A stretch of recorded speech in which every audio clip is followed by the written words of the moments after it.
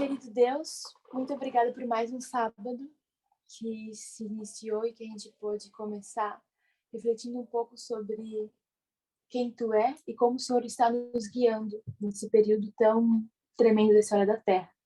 Que o Senhor nos continue guiando hoje, Deus Santo Espírito seja conosco mais nesse estudo, para que a gente possa entender os passos que o Senhor tem dado e assim a postura que a gente deve adquirir. Abençoe nossas mentes, Senhor, e também nossas palavras e aquilo que a gente vai refletir hoje. É o que a gente pede e agradece em nome de Jesus. Amém. Então, gente, hoje a gente vai falar e estudar um pouquinho com base num estudo que a TES teve localmente, assim, recentemente, né, no último mês, foi em fevereiro mesmo. Só que foi um estudo que não foi gravado, assim como a gente tem nossos estudos no Brasil, a gente tem os estudos na Austrália, lá na Austrália eles têm a própria tese, então às vezes ela também faz alguns estudos locais, né, com um grupo mais interativo também, mas parecido como se fosse uma escola até. E ela fez 2 estudos, um estudo já está inclusive no canal do Livrinho, traduzido em português, e acredito que o outro logo vai ser traduzido porque ele é mais recente. E vai ser com base nisso, né, mas vai ser algo embasado, né, a partir desses estudos, porque os estudos juntos dão mais de 2h30, então a gente não vai falar cada ponto, então eu recomendo bastante que a gente procure ver esses vídeos, né, conforme forem sendo traduzidos, só falta um para ser traduzido, desse, né, enfim. E é isso, a gente vai falar um pouquinho sobre esses temas e também a trazer outros conhecimentos, revisar outras coisas que a gente já está mais acostumado. E por isso eu quero que vocês participem. No início vai aparecer mais um pouco uma revisão, depois eu vou trazendo os pontos que até veio para a gente nesses estudos que eu falei. Então eu peço que vocês participem. Talvez eu não veja as mãos levantadas, então é só abrir o microfone e pedir para falar, enfim, que a gente consegue se organizar nesse sentido. Então eu vou começar rapidinho compartilhando a tela aqui. A gente tem aqui 2 linhas, né, vazias, então não dá para identificar todas muito bem quais são, mas eu vou colocar aqui que essa primeira linha é a linha dos 144 mil, e a de baixo eu vou colocar como sendo a linha dos sacerdotes. A linha mais básica dos 5 marcos e das 4, como se diz? Das 4 dispensações, né? Oi? Eu digo dispensações. Isso, obrigada, Gi. As 4 dispensações, né, da parábola da agricultura. E eu queria que vocês completassem, que alguém abrisse o microfone, se quiser completar as 2, só uma. Quais são esses 5 principais marcos que a gente tem aqui, né? Da linha dos 144 mil e dos sacerdotes. Queria que a gente completasse isso juntos como uma pequena revisão. Quem podia falar pra gente? Primeiro é 1989. 2001. Isso. 2001, 9 de setembro. Próximo. O meio do caminho é o decreto dominical. 2014. Não, esse é do 144 mil. Ah, tá. Mas eu vou botar aqui embaixo, a gente tá falando do sacerdote, 2014. Próximo, Gi. Isso. Na linha de cima é fechamento da porta da graça e segunda vinda.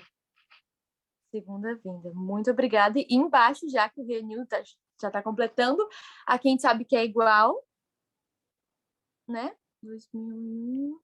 2014. E o próximo, qual seria, de Renildo? 2019 e 2021.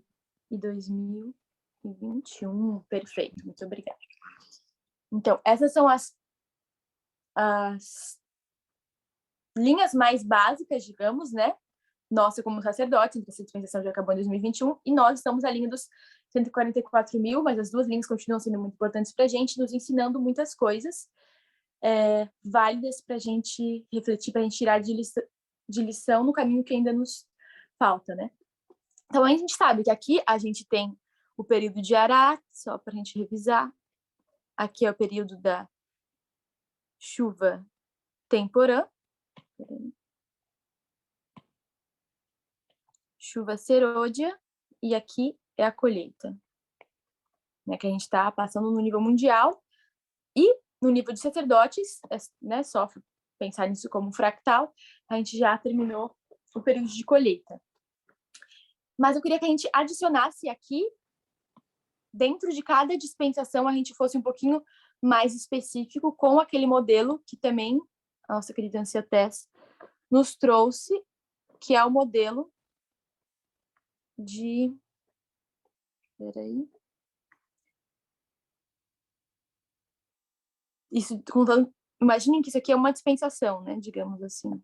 Uma dispensação dessa. Aqui. Então, a gente começou a ver isso de uma maneira mais profunda, de alguma forma, com Boston, Concord e Exeter, sendo Boston onde inicia a mensagem tem início, né? Início da mensagem. E os dois próximos pontos, como que a gente costuma categorizar eles? Como a gente descreve? O que Concord é? Isso, obrigada, Cris. Mensagem inicia. Então, aqui é o aumento de conhecimento e o próximo passo é a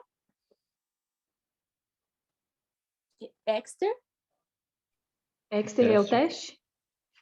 Não? Quem que falou? Foi a Carol? Gisele. A Gisele de novo, parece que eu estava diferente. O teste, na verdade, eu ia perguntar isso, muito obrigada por ter falado. É aqui. Primeiro vem o aumento de conhecimento, depois vem a formalização e o teste vem logo em seguida. Mas o que tu trouxe é um ponto muito bom que a gente vai ser até a conclusão de alguma forma do nosso estudo. Mas então tá, a gente tem esse entendimento básico de que dentro de cada dispensação do arado, da chuva tempura, da chuva serôdia, da colheita, a gente tem um aumento, né? Essas três campais, elas trazem uma parábola para a gente, em que primeiro a mensagem começa, depois tem um aumento de conhecimento, depois tem uma formalização, representada por Exeter, e depois disso tem um teste, né? Como se uma porta se fechasse. Então, eu vou escrever aqui, teste, como a Gi pontuou, e o Cris também ajudando com esses elementos do meio. E agora eu quero que a gente faça esse trabalho de nos lembrar, né, de realmente refrescar nossa memória, quais são, especialmente nossa linha dos sacerdotes, no final a gente vai para os 144 mil, quais foram esses elementos do meio? O aumento de conhecimento e a formalização de cada dispensação, pode ser por datas, mas o que eu mais quero é que a gente lembre quais foram as mensagens, digamos assim, que vieram em cada um desses períodos. Então, mais uma vez, eu gostaria que alguém abrisse o microfone e lembrasse a gente disso. E, enfim, no final, a gente vai usar... É bom para a gente refrescar a memória, né? Para a gente se lembrar disso, mas no final a gente vai usar para uma aplicação, enfim, que a Tess construiu em cima disso. Então, tá. Primeira pessoa, uma pessoa só quiser falar tudo, tá tudo bem. Mas, enfim, se alguém quiser lembrar a primeira dispensação, o que a gente considera que tenha sido aumento de conhecimento, o que a gente considera que tenha sido a formalização. Isso, a Esther aqui falou, linhas de reforma, repetição da história, vou colocar ali as linhas, repetição da história, o Jorlan, obrigada, Jorlan e Esther, e qual foi a mensagem, e eu vou colocar aqui como ano 91, mas eu estou mais interessada que vocês me falem o conteúdo do que o ano. Em 96, o que veio em 96, que a gente disse que foi a formalização. Muito obrigada, Esther. Então, eu vou colocar aqui, revista Tempo do Fim, eu vou colocar Daniel 11, 40 a 45, que é basicamente o conteúdo da revista Tempo do Fim. 2001 a 2014, quais são os marcos que a gente costuma colocar? Isso, João. Obrigada. Então, como aumento de conhecimento, a gente costuma colocar 2520, né? As palestras do Parminder, que vieram em 2009 para a gente. E o próximo marco, que seria a formalização. Eu até vou colocar o ano para ajudar. 2012. Qual que foi o conteúdo que foi trazido em 2012, que foi uma continuidade? Parábolas. Parábolas estaria mais em metodologia. Isso. Tempo. A Esther falou e a Gi falou no microfone. Obrigada, meninas. Marcação de tempo. Então, esse foi o conteúdo. de 2012. Agora vamos para 2014, aí é mais presente. Eu acho que daí tem mais, parece que datas e eventos, mas as duas que a gente considera aumento de conhecimento e formalização. Estou em dúvida se é duas fontes de informação. Isso aí, isso é uma delas. Essa a gente coloca, a Tess colocou como formalização. Em 2018, ela coloca como as duas fontes de informação.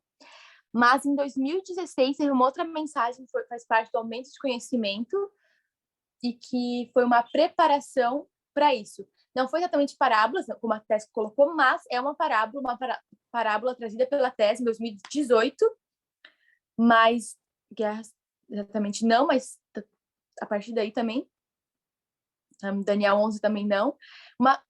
A primeira mensagem, que foi uma parábola aberta pela Tess, isso aí, obrigada. Atos 27 é uma parábola, foi trazida pela Tess em 2018, né? Final de 2018, mas ela estudava desde 2016, então por isso essa é colocado aqui como aumento de conhecimento, porque é quando ela estava estudando, assim como em 91 o Jeff que estudava, né? Esse conteúdo, enfim, em 2020 também era conteúdo estudado pelo Parminder. Agora a gente vem para 2019 a 2021, uma dispensação mais recente, lembrando que está na linha dos sacerdotes, né, que é diferente da linha dos 144 mil. Quais seriam esse aumento de conhecimento e formalização? Já fez isso recentemente, ela colocou numa linha, eu acho que é no estudo de 1º de janeiro, que a Rose comentou hoje. Ela colocou aqui como sendo 2020 e aqui como sendo isso aí, 2020 Touro Ápice. Obrigada, Cris. Igualdade a algum nível, mas ela colocou aqui em 2020, isso então Touro Ápice é aumento de conhecimento, e ela coloca em 2021, não é mais no início, que é mais para o final, né, de alguma forma, ou enfim, o ano como todo, mas aqui é mais a Campal, acho que teve em Sacramento, foi, se não me engano, em agosto, que ela trouxe a mensagem em relação ao tema LGBT. E o que essas... Queria que alguém me respondesse, pode ser mais uma vez por áudio no chat, se não pudesse ser por áudio, eu gosto mais de áudio, mas enfim, se vocês quiserem escrever também, uma coisa mais assim, distanciada, tá ok? Enfim, né?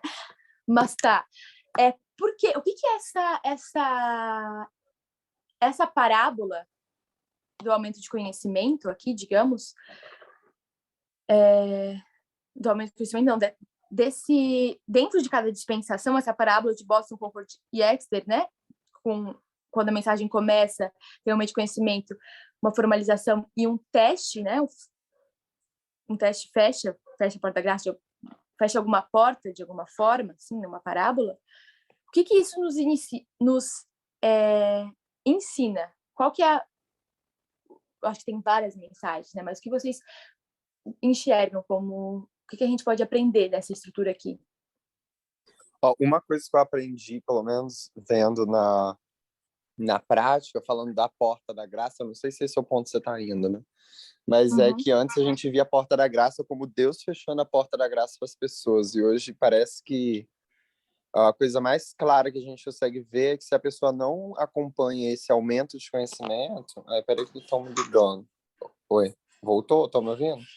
Se a pessoa não acompanha esse processo que a gente chama de aumento de conhecimento e formalização, ela fecha a porta dela mesma. Ela é uma pessoa que, tipo assim, vai ver e falar, sair, não quero concordar com isso, né? Então a gente viu isso acontecendo em 2019, a gente viu isso acontecendo em 2021.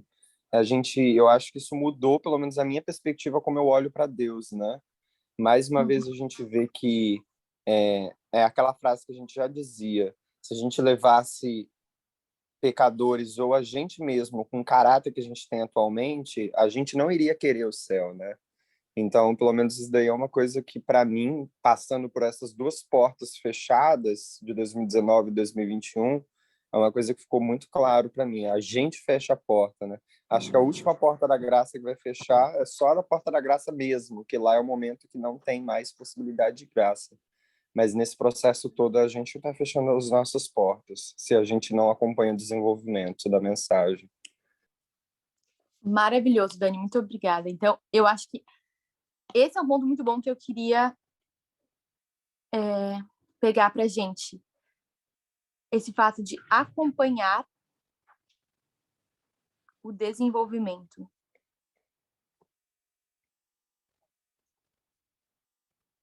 Da luz, da mensagem, né?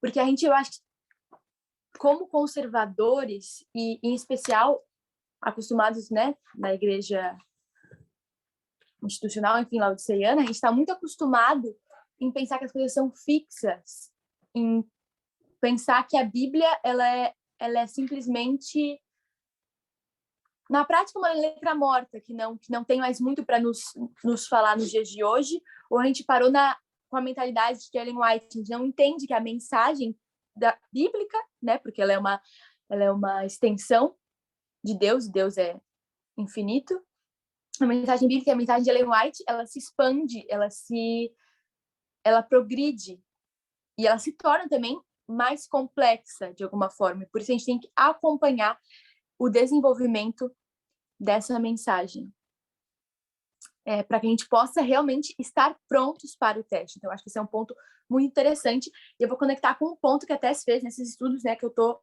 comentando, esses estudos locais lá da Austrália, que ela falou a importância da gente acompanhar esse desenvolvimento e a gente entender que a gente pode partir de alguma forma de algo simples, mas o simples tem o propósito de nos levar para algo mais complexo, e não da gente se apegar em algo simples e achar que aquilo vai ser aquilo e ponto.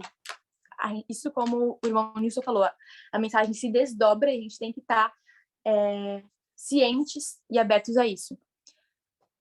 Assim como aqui em 91, por exemplo, eram linhas, era uma metodologia, de alguma forma, claro, pode ter um certo nível de complexidade, mas ele leva ao conhecimento mais complexo, que é o deciframento, né, de Daniel 11, 40 a 45, que é uma história mais completa, cheia de detalhes, cheia de elementos, mas que surgiu de algo mais simples, uma ferramenta, né, de interpretar a história, que levou a esse desenvolvimento mais complexo. E ela falando sobre essa questão de simplicidade e complexidade, ela dá alguns exemplos. Um deles é o exemplo das 4 trombetas. E de como a profecia dada por Deus lá em Apocalipse 9, enfim, ela é uma profecia simples. São simplesmente 4 trombetas que são ali anunciadas. Vamos dizer que isso aqui é uma trombeta. Que são anunciadas uma após a outra de uma maneira simples, linear, são só alguns versos, não tem nem sequer capítulos tão extensos ou livros que falam simplesmente sobre isso, e parece uma coisa simples, tranquila. Mas quando ela vai para a prática estudar isso, né, não é o propósito do nosso vídeo, mas assim, fazendo esse paralelo, a Tess comenta que a primeira trombeta, ela está aqui, a segunda é um pouco maior, a terceira está dentro da segunda trombeta, e a quarta vem tempos depois. Isso dentro de várias outras batalhas e invasões bárbaras e conflitos no Império Romano, mas isso tudo é enquadrado como 4 trombetas. São destacadas 4 trombetas, mas para você enxergar isso na história é difícil. E a Tese, ela faz assim, ela coloca as 4 trombetas, né? Ela nem faz dentro das trombetas, ela coloca como 4 riscos, como se fossem 4 coisas simples, assim, bem delineadas, bem fáceis de ver quando você olha para a Bíblia. Aí você vai para a história e ela faz isso aqui, ó. É todo um emaranhado de informações, acontecimentos, disputas, que parece outra história. Você fica confuso e pode ficar até perdido e achar que a profecia e a história não se encontram. Quando, na verdade, a profecia ela é uma guia para a gente estudar e para a gente entender a história, mas a gente tem que entender que quando a gente vai para a história, ela vai ser muito mais complexa, naturalmente, porque aqui a gente está falando de profecia, né? E aqui a gente está falando de história. Aqui a gente está falando de uma coisa que é naturalmente mais simples, né? Até porque a Bíblia já é enorme. Se ela fosse extremamente detalhada, eu acho que seria inviável, né? Simples, e a história, quando você está vivendo, sobretudo quando você volta para estudar, ela é complexa. E qual que é um outro nome que a gente dá para profecia, que é bem comum, já falaram aqui algumas vezes, que a gente fala que profecias são Parábolas. Parábolas, muito obrigada. Acho interessante também, Lara, que no caminho inverso, quando a Tess, por exemplo, apresenta a história de Pirro, ela pega uma história complexa e ela coloca pontos fáceis, né? Meio que o caminho reverso.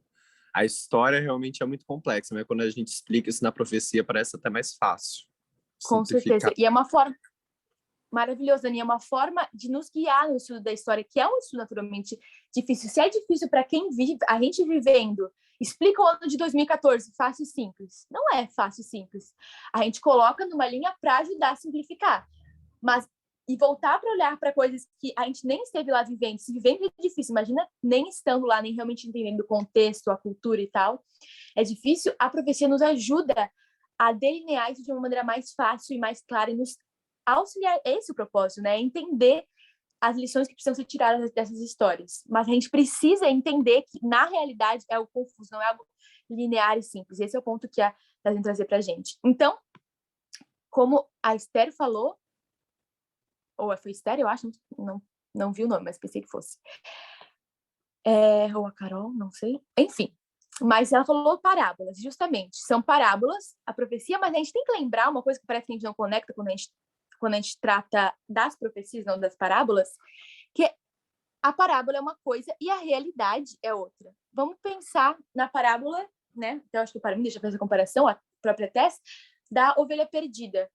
É uma ovelha que se perde, tal, Deus deixa, né, o pastor deixa as 99 e vai atrás da ovelha perdida, coloca nos ombros, traz, faz uma festa, cura, né, antes cura os ferimentos dela e tal.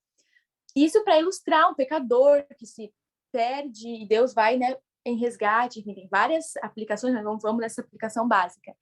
Mas na prática, vamos pensar uma pessoa né, que, vamos supor, estava no povo de Deus e que se ausenta, que se, digamos assim, vai para o mundo. Na prática, o que acontece pode ser ilustrado por essa parábola da ovelha, dá para entender, mas é muito distante, é infinitamente mais complexo do que um pastor indo atrás de uma ovelhinha, entendeu? Apesar de, claro, ter a sua validade, a gente consegue entender e ilustra de uma forma saudável e necessária para a gente, tanto que foi por isso que Deus usou. Mas a gente precisa entender que essa realidade é diferente dessa parábola. Isso para a gente é fácil, porque a gente sabe que eu não sou uma ovelha, que Deus não é simplesmente um pastor com um cajado na mão. Mas quando a gente vem para a profecia, a gente quer que as coisas sejam simples, 4 palitinhos, numa língua que eu tenho, né? Eu quero até ouvir o som da trombeta antes de, quando eu estou estudando, né, aquele tema, enfim, quer ver as coisas muito literais e muito lineares, quando na realidade não é assim.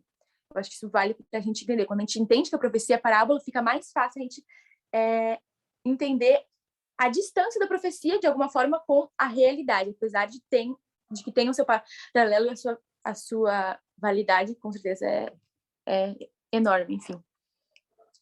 Outra que eu pensei, que não foi um exemplo que a Tess deu, mas foi quando a gente estuda Daniel 11, né, que foi algo que a gente falou bastante, porque Daniel 11, em algum momento, logo no início, fala sobre o chifre, que é Alexandre, aí divide nos 4 ventos, aí, de repente...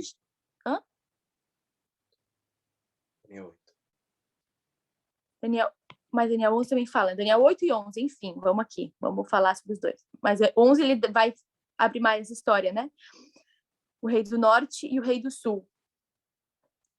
Mas o que a Tess estudou com a gente em 2019 na escola, mas em 2018 ela já vinha falando. O que aconteceu no meio dessa história, desde a morte de Alexandre até que né, se divida propriamente entre um rei do norte, né? E um rei do sul, lá representado pelo Egito, enfim. Que guerras aconteceram no meio de tudo isso, que foram até mais expressivas do que simplesmente essa divisão em 4 poderes e tal. Em 4, né, regiões, norte, sul, leste e oeste. Ela mostrou que havia bem mais que 4 diádocos, né, que a história era bem mais complexa. Mas Daniel ali, ela fala que ele escolheu as cerejas, né, eu acho. Escolheu o ponto que ele queria fazer e pulou o restante da história. Maravilhosa, Gi, muito obrigada. E o Cristiano falou que ela pulou 27 anos da história, né? Daniel pulou 27 anos da história. Esse dado eu não lembro mais. Maravilhoso, muito obrigada. Mas acho que é isso, né? Porque tem 273, 303, enfim. Tá, mas muito obrigada, Gi e Cris, pelos comentários. É justamente isso. Daniel escolheu as suas cerejas, mas não muda o fato que aqui teve, por exemplo, a guerra as guerras, né, dos diádocos, como a gente falou, houveram muito mais do que 4, e esses 4 permaneceram como 4 realmente com bastante poder por pouco tempo, na verdade eram 5, um tinha mais poder que outro, enfim, nem é citado, porque ele tinha um propósito e tinha que escolher algumas cerejas. Então aqui a guerra dos diádocos houveram, né? Então, mais uma vez, é uma história super complexa e a profecia, ela traz de uma maneira linear e simples, e até a Tess, quando ela estuda, né, as guerras, ela consegue, de alguma forma, simplificar para que ela possa fazer os paralelos com as guerras mundiais e tal, mas a gente tem que entender que as coisas são mais complexas do que parece. E isso em vários níveis. Por exemplo, por que isso é um exemplo que também a Tess dá. Por que João ele não entendia a missão de Cristo, né? Apesar de ser o mensageiro, João Batista. De ser o mensageiro de Deus e tal. Por que ele não entendia a missão de Cristo? Eu não entendia a natureza do reino, é isso? Uhum. Isso não entendia, mas por que ele não entendia? O que fazia ele não entender? É porque tinha uma visão da igreja, né? Tipo assim, igual nós tínhamos, né? A visão da igreja, né? Sim, uma visão dos, digamos assim, dos fariseus, dos judeus tradicional. Ele tinha uma visão do Touro-Apis, né? Na verdade, de como a liderança se parece, né? Uhum. E com base em que versos bíblicos vocês acham que ele... Peraí, tu quer falar uma coisa, Pedro? Eu só queria dizer que assim como a gente vê as trombetas, ele viveu os eventos. Então, como tu estava falando, os eventos são muito mais complexos quando passamos por eles. Sim. Mais do que o simples quando está escrito. Muito bom, obrigada. Mas em que versos vocês acham? Porque apesar dele ser filho de um sacerdote e ser judeu, ele estava bem apartado, porque ele pregava nos desertos, ele não tinha espaço dentro das sinagogas, né? Porque ele era perversivo de alguma forma, mas ele tinha a fé dele embasada de alguma forma nas escrituras, claro, muito da herança que ele teve do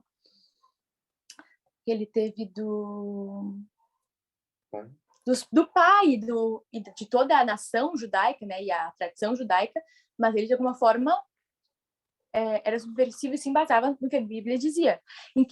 Em que vocês acham que ele se embasava? Vamos supor, que textos, que livros, que... Acho que era no livro de Zacarias.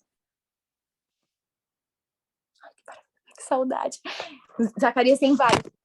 Eu acho que tem vários. Tem Isaías, tem vários livros que falam sobre o Messias poderoso, sobre a força de Israel, né? Eles vivendo em prosperidade, em liberdade, mas até traz um que está no Novo Testamento, que eu acho que é mais difícil da gente acessar ou da gente lembrar, falando que ele tinha algo bem presente para ter essas ideias. Eu vou ler para a gente lá em Lucas 1, quem quiser abrir. Lucas 1, a partir do 67. Na verdade, alguém pode ler para mim, né? Abrir em Lucas 1, do 67 até o 74.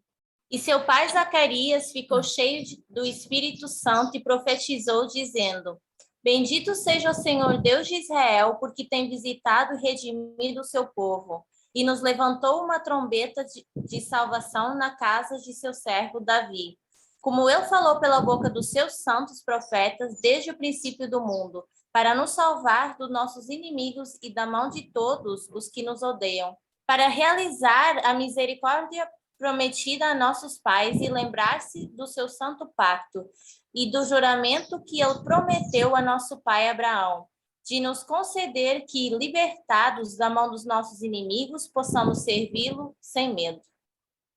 Obrigada. Então, aí a gente tem... Obrigada, Gabi. Aí a gente tem claramente uma profecia, que aqui o pai dele que fez, então foi muito próximo a ele, com certeza, né? Se tá registrado, foi registrado, e ele acompanhou ele durante toda a sua vida.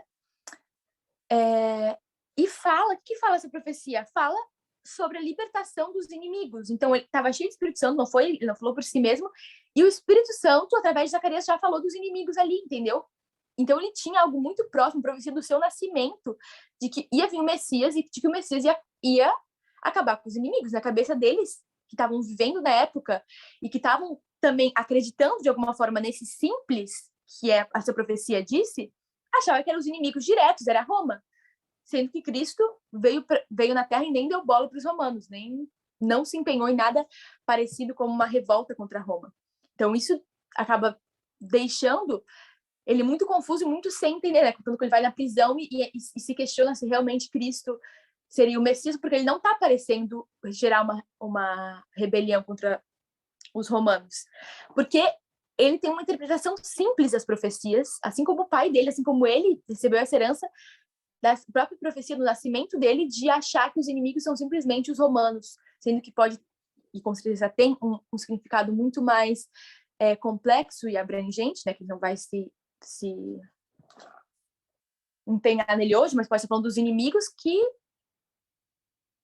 como o pecado, você como seu próprio inimigo, um inimigo que eles, como nação judaica, não enxergavam, né? Que achavam que o inimigo era o inimigo físico, real, o opressor, quando na verdade podia ser o próprio caráter, a própria luta contra o próprio eu, né? Que eles nem sequer estavam empenhados. Então, isso é mais um exemplo, né? Vou colocar aqui, da profecia que está lá em Lucas, 64, 67 a 40. 74. É uma profecia que, se ela for olhada de maneira simples, você não consegue enxergar quando você está vivendo a realidade. Se você não tiver a metodologia certa, não estiver acompanhando, como o Dani falou para a gente, o desenvolvimento da história. Isso é muito importante para que a gente possa seguir nesse movimento e entender os próximos acontecimentos.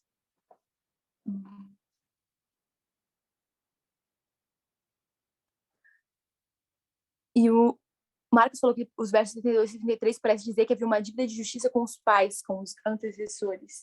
Sim, né? Eu acho que tem várias formas de interpretar. O nosso objetivo aqui não é interpretar esse verso, mas ver que digamos assim, João teria até desculpas para manter a mentalidade dele, desculpas muito próximas a ele, mas ele interpretou isso de uma maneira literal, de uma maneira muito simples. E a gente tem que sempre lembrar que a profecia é uma forma simples para revelar uma verdade complexa. Isso a gente pode também entender quando a gente olha para 2014, por exemplo. 2014 a gente tem como não está nem em inglês, mas não é para a gente se demorar muito nisso, mas aqui a gente tem 2014 é o decreto dominical. E qual foi o decreto dominical? A gente sabe que não tem a ver com o domingo. Eu lembro que quando eu vi pela primeira vez em 2017, ninguém sabia direito. Foi por causa da profecia de 2012, né? Que o Parminder fez, de tempo e tal. Que ele interpretou, enfim. Ninguém sabia direito, falava que era um negócio com o Obama e tal, né? Forçando não sei o quê. E depois começou a falar que tinha a ver com o ramo judicial dos Estados Unidos, com o Senado, com isso, com aquilo. Mas a Tess, que está alificando isso para a gente, ela colocou uma série de exemplos, acho que são 24 pontos, né? Que a gente tem eles todos aqui. Então, a gente não pode dizer que é uma coisa simples. É muito fácil. O decreto dominical parece ser só um ponto, né? Decreto dominical. Vai lançar uma lei domingo lá nos Estados Unidos, ou algo parecido, né? Porque, como é um tipo, uma lei que tira a liberdade de consciência, ou um caminho para isso, e a gente vai ter nossas liberdades de alguma forma cerceadas. É só isso, basicamente, vai ser perseguido. Quando, na verdade, a gente vai para a história, quando a gente está vivendo, é um emaranhado um emaranhado complexo de acontecimentos, de eventos que a gente precisa saber interpretar para que a gente possa realmente entender que aquilo está se cumprindo, né? E isso que acontece quando a Tess fala. A Tess colocou aqui vários elementos, né? Mas nem por isso esses elementos são simples e é algo fácil de você enxergar quando você está vivendo. Tanto que ela explicou isso em 2021, 2022. E o acontecimento foi em 2014, então a gente nem conseguiu interpretar enquanto a gente vivia, né? Até porque a nossa metodologia ainda precisava ser muito refinada. Mas isso a gente tem que pensar, que são processos da história, não é um evento simplesmente, é um processo histórico que a gente precisa saber identificar, né? Saber, digamos assim, pegar o que a profecia fala, digamos assim, e saber onde está a profecia, mas saber que o que está em volta também é importante. A profecia só nos ajuda a clarificar isso de alguma forma. Isso também quando a gente olha para o 9 de novembro, né, o fechamento da nossa porta, a gente consegue entender que o 9 de novembro, né, que a gente foi, digamos assim, uma das primeiras, a primeira data, né, que chegou pra gente, então a gente tem uma super importância, mas ele simplesmente pode ser uma cereja, ele é uma cerejinha, entendeu? Mas a gente tá deparado com o quê? Com uma árvore inteira de cereja, cheia de cerejas. Então 2019 é um ano complexo, e a gente simplesmente tá angustiado, chorando, porque a gente não tá identificando qual que é a cerejinha do 9 de novembro, o que ela diz, como que é, sendo que essa árvore inteira, ela tem a sua importância, e a gente está em meio dela, a gente está vivendo, sabe? A gente não consegue dissociar as coisas enquanto a gente vive, né? Enfim, então tudo isso tem a sua importância e tem que ser considerado quando a gente está vivendo a história, não simplesmente uma cerejinha que Deus colocou para declarar que essa árvore é importante, para declarar que existe importância, mas o entorno também é importante, precisa ser considerado através de metodologia para que a gente identifique e não se sinta perdido no meio da história, né? Sendo que a gente está sendo enganado, que a mensagem falhou e tal. Eu queria trazer agora a reflexão que é o tema do nosso estudo, que é sobre Daniel 11:41, que fala que muitos cairão. Alguém pode ler para a gente Daniel 11:41, para a gente relembrar, né? Um texto que a gente já estudava e falava tanto há uns anos. Então também adentrará a terra gloriosa, e muitas nações serão derrubadas, porém esses irão escapar de sua mão, Edom e Moabe, e o principal dos filhos de Amon. Obrigada mais uma vez, Gabi. Quando que a gente considera que esse verso se cumpre, digamos assim, efetivamente? Daniel 11:41, queria que vocês colocassem ele pra gente. Isso também é de estudo antigo, né? Pra gente entrar, pra gente fazer estudo teológico sobre isso. É o que a gente tem há muito tempo, queria que a gente só lembrasse. Lei dominical? Isso aí, obrigada. Maravilhosa. Então, Daniel 11:41, ele se cumpre no decreto dominical, né? Ele quando entra na Terra Gloriosa, tem vários, todo um estudo grande, complexo, que a gente tem a ver com a queda do democrático dos Estados Unidos, mas várias outras, hoje a gente tem algo muito mais complexo, né? Mas enfim, eu queria saber quem são esses muitos que falam, porque Somos muitos vão cair. A tese, pelo menos, traz isso, que a gente não enxergava esses muitos como sendo nós do movimento, né? E hoje a gente tem uma outra visão desses muitos sendo nós caindo no movimento. Maravilhosa. Muito obrigada, Gabi, mais uma vez. É justamente isso. Esses muitos a gente interpreta hoje como sendo nós do movimento, porque para você cair, o que você precisa? Estar em pé. Ninguém que está sentado, deitado, vai cair. A pessoa já não está firme nas suas decisões, no seu propósito, no seu conhecimento. Os adventistas, eles nem sequer sabem o que é o decreto dominical, eles estão esperando uma lei literal. Inclusive, ontem eu estava conversando com alguém, adventista, assim, e a pessoa estava me falando que ela acha que essa guerra que está tendo na Rússia, né, e na Ucrânia, é só para que os países se unam em prol de um objetivo em comum. Esse objetivo em comum, claro, que seria pausar no domingo. Então, a gente está numa história complexa, mas eles ignoram essa história complexa para acreditar nesse marco que eles têm, a crença que é o decreto dominical, que vai passar, mesmo que seja muito fora da realidade, mesmo que ignore completamente a história complexa, eles querem se manter agarrados simplesmente a essa parábola simples e não sabem aplicar ela. Então, a gente consegue perceber que esses adventistas que estão esperando um decreto dominical literal, eles já estão caídos, eles já estão cegos, infelizmente, né? Pobres e nus. E nós estamos em pé, mas muitos de nós, quando chegar o decreto dominical, também vão cair. Mas esse, na verdade, é o ponto que eu quero trazer. Quando que, na verdade, começa o teste? Se é realmente só o decreto dominical, só quando, né, vem aqui o teste e a porta se fecha. E até começou antes, né? Nós começamos como sacerdotes a ser testados já desde 2019, antes, né? Maravilhosa. Muito obrigada de novo, Gabi. E é justamente isso. O teste, o ponto que eu trouxe nesses estudos é que o teste começa antes antes do efetivo fechamento da Porta da Graça, né? Que é só uma parábola, né? Uma alegoria. Mas então, nesse período, não é só aqui, ó, quando a gente está aqui no Boston Concord Jackson, ele só depois vem o teste. Na verdade, o teste começa antes. E quando ele começa? É muito bom, Esther, né? O comentário que ela fez ali. Então, tá. Quando que começa? E até começa a pontuar que o aumento de conhecimento, ele costuma ser uma verdade mais simples. Por exemplo, aqui nessa dispensação. 2520 foi, nossa, uma coisa, claro, é complexo dentro de alguma esfera, é fruto de metodologia e tal, mas é fácil de aceitar. Agora eu tenho entendimento sobre o que está acontecendo, né? Sobre essas datas, que é uma coisa que a igreja não tem, e é algo também que veio dos nossos pioneiros, né? Foi resgatado, mas quando vem para a marcação de tempo, aqui realmente é difícil.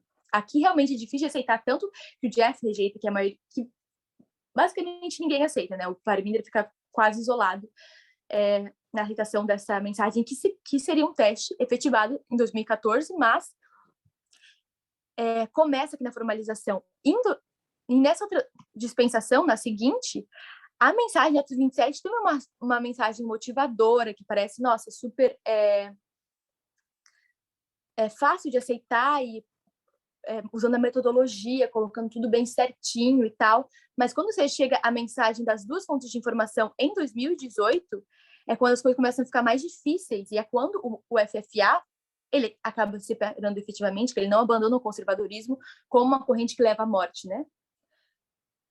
E o liberalismo, claro, ele ainda precisa ser filtrado, mas quando vem essa mensagem, existe uma queda. Então, o teste começa aqui, e ele começa de maneira progressiva também, ele vai até 2014. Então, nesse período, a gente já pode dizer que a gente encontra o teste. Isso é muito importante, porque quando a gente vai agora para a linha de cima, né? Aqui a gente tem 91, 96. Quais são as datas dessa dispensação entre 2001 e o decreto dominical? 2009, 2012? Então, essa, irmão não, querido amigo, é entre 2001 e 2014, essa da dispensação de 2000 dos sacerdotes. Estou falando agora da maior, dos 144 mil, que é entre 2001, esse é o ponto, João, entre 2001 e o decreto dominical. Quais são as datas? Eu acho que é 2019, 2021. Isso, né, que a gente costuma falar como Ráfia e Pânion. E quais foram as mensagens trazidas, né, que até colocou isso, em 2019 e 2021? Não pode falar. Igualdade, 2019 é igualdade, e também uma das coisas é sobre o decreto dominical, não é o decreto dominical. Então, a Tess coloca 2019 como feminismo e 2021, uma mensagem que ela trouxe agora, por último, que está abalando estruturas, de alguma forma. Foi mais para outubro, ela trouxe, digamos, nesses termos. Qual foi a mensagem de 2021? Que é uma continuação do feminismo. Um refinamento, digamos. LGBT foi aqui, ó, na dispensação dos sacerdotes. O entendimento de feminismo radical? Isso, Dani, isso, Gabi, muito obrigada. Feminismo radical. E se a gente tem aqui como aumento de conhecimento, aqui como formalização, no aumento de conhecimento a gente tem uma mensagem que é fácil, e na formalização a gente tem uma mensagem que é difícil, e aí começa o quê? Começa o teste. A partir disso, a Tess deixou bem claro nesse vídeo de estudos, ela foi construindo esse pensamento, mas ficou bem claro que o teste começou na formalização em 2021, não só em 2021, porque ela começou a apresentar a mensagem de 2021 de feminismo radical, né? Em 2020, em Uganda, em janeiro. Então, o teste do decreto dominical, ele começou já em 2020. Lembrando que a formalização já é muito importante, porque antes de receber essa informação, porque a formalização é aquilo que vai ser tratado no decreto dominical. O decreto dominical não vai mudar da água para o vinho, vai ser a mesma mensagem, expandida, fortalecida, né? Vivida pela gente, mas é a mesma mensagem.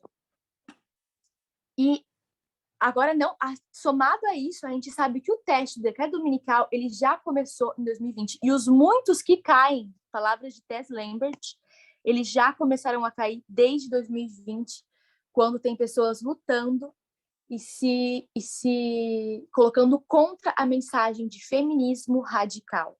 E é um teste que vai continuar até o decreto dominical. Então, se a gente tem a ideia de que pessoas vão cair no movimento, de que vai ter uma sacudidura, de que vai ter alguma mensagem que vai gerar um rebuliço e vai gerar uma divisão, não é isso que vai acontecer. A mensagem, que é uma espada de dois gumes e que gera divisão, é o feminismo radical, que já está gerando divisão desde 2020 e vai continuar até o decreto dominical. E isso é muito importante para a gente olhar para as nossas vidas e ver se a gente realmente está nos colocando em dia essa mensagem de feminismo radical, que é uma mensagem radical, que é uma mensagem impopular, que não é uma mensagem encontrada nos videozinhos que a gente compartilha no Instagram e nas mensagens bonitinhas de muitas feministas liberais, feministas culturais, que podem ter tido seu valor, tem sua importância, mas a gente não pode parar aí, porque senão a gente vai estar falhando, a gente vai estar abraçando a contrafação. Eu acho que Amiga, deixa eu só fazer um comentário aqui, só para acrescentar o que você falou do Instagram. Tem muita gente realmente que posta e tal, e a partir disso a gente acha, que ótimo, a pessoa está defendendo a mensagem, né, que posta de feminismo e tal. Só que, ao mesmo tempo que várias pessoas fazem isso, elas estão perdendo o foco, focando em racismo, por exemplo, né? A gente não diminui a importância disso, mas a gente sabe que esse não é o foco. E quando a gente começa, a gente acha ótimo que as pessoas, tanto os que têm lugar de fala como as que não têm, postam essas coisas e tal, a gente acha ótimo, estão entendendo a mensagem, defendendo e tal. Só que, na verdade, elas estão fora do tempo, vou dizer dessa forma, porque hoje nós já demos um passo para frente. Esse teste de racismo ele já passou. Hoje o teste é igualdade, né? Hoje a gente defende o feminismo radical. Então, eu acho super importante que a gente, até nas nossas postagens, ou seja, o que for, que a gente se atualize, né? É ótimo defender todas as causas, mas a gente atualmente perde o foco de qual é a causa que a gente realmente deveria estar defendendo, qual é realmente o nosso teste daqui em diante agora. Maravilhosa. Só em cima do que a Gabi falou, né? Que não é só que a gente não considere as diferentes desigualdades que nós temos estado aprendendo nesse movimento, que até nos abriu os olhos para entender e olhar. É que eu acho que existe o perigo de, achando que estamos... vou colocar em palavras simples. Eu acho que existe o perigo de colocar outros testes acima do que a primeira maldição que a humanidade sofreu, que é o feminismo radical. E a última que tem que ser quebrada. E que é a última que tem que ser quebrada. Pode ser colocada outra ideia. E é o teste. E foi formalizado ano passado. Então, é muito sério. Dani? O que eu ia comentar é mais em relação à postagem nas redes sociais. Eu tive umas interações com a tese e ela comentou uma frase que para mim foi muito forte e ela mudou muito a forma como eu me posiciono online. Ela falou bem assim: esse movimento ela generalizou, né? Durante 30 anos viu postagem de gente de esquerda militando na internet e ninguém se convenceu com stories ou uma postagem no Facebook. Então, não sei por que as pessoas estão achando que é assim que elas vão pregar. Então, assim, isso para mim foi muito forte, foi uma coisa que eu vi e eu cliquei para mim, tipo assim, realmente, eu sempre vi essas pessoas postando as coisas, isso nunca mexeu uma vírgula do meu coração para ter empatia para o sofrimento das pessoas que sofrem de racismo, sexismo, homofobia. Então, eu não sei por que a gente talvez pensa que é assim, fazendo stories, que vai ficar convencendo as pessoas e que é assim que a gente vai trazer as pessoas para a mensagem. Eu só queria compartilhar que eu acho isso para mim foi muito forte. Ela que falou isso para mim, tipo assim, eu não sei se é assim que a gente vai pregar, entendeu? Eu não consigo visualizar, postando coisa em stories, postando coisa no feed, entendeu? Eu acho que é pela internet, mas não sei se é necessariamente dessa forma. Maravilhoso, Dani, muito obrigada. Pode falar, mãe. Eu acho também que isso aí é uma forma de distração. Então, a pessoa pode se distrair com isso, achando que está fazendo a defesa certa, no momento que não é agora mais, e se distrai, perde um tempo precioso, né? E pode levar essa pessoa a realmente não ter a compreensão importante e correta que deveria ter, né? Sim, maravilhoso, muito bom. E a gente tem que lembrar sempre que essa mensagem não é simplesmente para que a gente mostre ao mundo, leve e nos posicione, e use uma bandeira, né? Ou uma camiseta com arco-íris, ou com, enfim, o que for. A gente tem que realmente viver isso. Eu acho que é a parte do você viver, de você rejeitar as coisas sexistas, seja tudo que envolve sexismo, você rejeitar o sexismo na sua vida diária e ter uma disposição para não rejeitar isso de uma maneira parcial, mas ter noção que o feminismo radical, ele tá aqui para que a gente rejeite ele de uma maneira integral, e isso exige esforço mental. Enfim, então a gente tem que ter noção de que a gente não pode abandonar parcialmente o sexismo, tem que ser algo integral, e também que isso envolve todas as áreas da vida, envolve uma reflexão constante, como que a gente vai realmente, as nossas atitudes, sabe, o pessoal é político, como que as minhas escolhas pessoais elas vão estar indo na direção da igualdade, não o contrário. Eu acho que isso é uma questão constante, a gente tem que lembrar, porque não é o que no decreto dominical nós seremos testados, no decreto dominical nós seremos provados. O teste já começou em 2020, e infelizmente tem muitos caindo, tem muitas divisões. Ela fala que todas as divisões que aconteceram a partir de 2020, né, enfim, desse período que foi apresentado, tem relação com o decreto dominical. Ela cita a França, cita os Estados Unidos e cita o Brasil como uma divisão que ainda está ocorrendo. Ela não entra em detalhes, eu muito menos vou entrar, né, porque ela tem mais conhecimento que eu, enfim, mas eu acho que é algo para a gente estar atento, a gente não está em terreno seguro, a gente não está, não pode estar feliz, contente, dormindo, né, simplesmente porque a gente aceitou teoricamente uma mensagem de igualdade. Essa mensagem tem que ser prática, tem que ser diária, e não só de discurso ou de né, compartilhamento de informações. A gente tem que compartilhar e partilhar da nossa vida, né? Enfim, então é isso que eu queria lembrar hoje. Lembrar que o decreto dominical e os eventos proféticos, né? Eles são muito mais complexos, e por isso muitas pessoas do movimento não vão ver, porque elas estão esperando algo simples, uma mensagem em relação à igualdade, uma lei contra a igualdade de gênero. Ou algo simples e perseguidos aqueles que não aceitarem. Não vai ser isso. São eventos muito mais complexos. E um teste que a gente tem que também estar atentos é de enxergar desde hoje a história como algo mais complexo e saber decifrar ela a partir disso. E lembrar que esse teste já começou, não é amanhã, não é semana que vem, nem anos, enfim, esse teste é um teste de hoje. E é isso, gente. Alguém tem algum comentário? Alguma pergunta, alguma coisa? Todos somos capazes, amém. Então, a gente vai terminar com uma oração. Querido Deus, muito obrigada, Senhor, porque a gente sabe, a gente tem a certeza cada vez mais firme que o Senhor está guiando esse movimento.